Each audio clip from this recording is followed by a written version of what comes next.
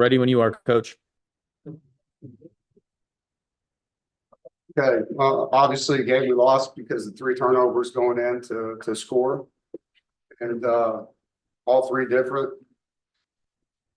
but all three costly. I mean, you would hope that you'd at least get 9 points, 3 trips into the red zone, and come up with 0 on all 3 trips, and you lose by 1 score. Obviously, that dictates the outcome of the game. Syracuse quarterback played really well. He's a good football player. He's very accurate and gives his receivers a chance to make plays. And they did not turn the ball over offensively, and we did 3 times. That was the difference in the game. And I'm proud of how our guys finished. We were down. To see him come back like that shows me they got a lot of fight. And so I am proud of them for that, for coming back and fighting and giving us a chance to, have 1 possession game there down the stretch. Noah, go ahead. Hey, Coach, you talked about the 3 turnovers. How deflating for an offense is that to move the ball and just have it get taken away down toward the end of the drive? I mean, it's one of the tenets of our program. We're undefeated in the last 5 years when we win the turnover margin. Talk about it every week, and the guys know it. And we got to do a better job believing it. It's the most important thing on the whole field is the ball. There's a reason they named the game after it, and we're not coveting the ball enough on offense. And obviously they did a better job of that than we did with their offense compared to ours and their defense compared to ours. So that was the game. And 3 times we just marched right down the field, did a really good job moving the football, converted on those 3rd downs, made some plays. And each time we got down there, it was a different player. And so, we got to get back to protecting the football. That's how you win games. Jaden, go ahead. Speaking of the offensive progression, how would you kind of evaluate what you saw from CJ today? Some good, some bad. I thought he made some good throws. He missed a couple. He had KC down the middle on one, could have been a really good throw on one of the vertical seams, but he made some plays for us. I know he's taking this hard because of the fumble he had on blindside hit. And, I don't put that on him, even though he should be able to hang on to a ball. But when you get hit in the middle of your back, we should protect him better than that. The other one, he was definitely off the mark on the throw to Kendrick. That could be a better throw. But CJ's doing a lot of good things as a true freshman. I'm excited about him. I'm not down on him. He's going to get better and better each week, and we're going to ride him. He's our guy, and guys around him got to make plays for him as they did in the 4th quarter, and just need more of them. Rob, go ahead. Yeah, 2-part question, sir. Number one, the 72-yard pass towards the end, it looked like the clock live did not stop. I don't know if it did or not, if it's supposed to stop after 1st down. What's your perspective on that? Did it stop? Because it was unclear up here. Yeah, it was unclear on the field. There's a lot of things unclear on the field. I can't critique officials. You guys know that. There was a lot of things down there that were hard to understand.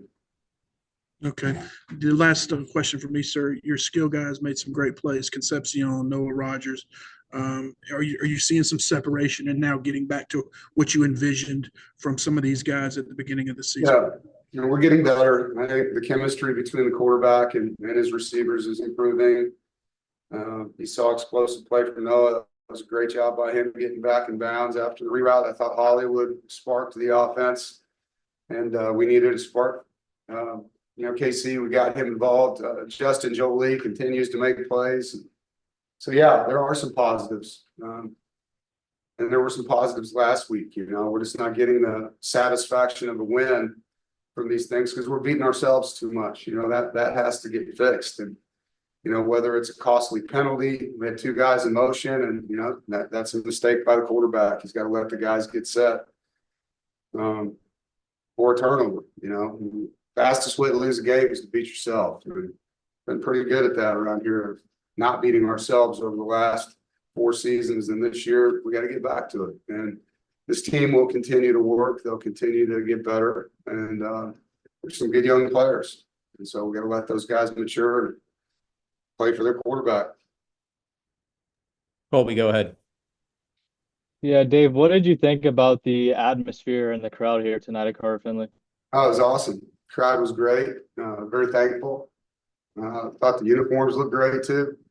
Crowd was awesome, man. They were loud. They were into it. It's been a while. Obviously, it's our first Saturday night game of the year, and so it took 7 weeks to get one.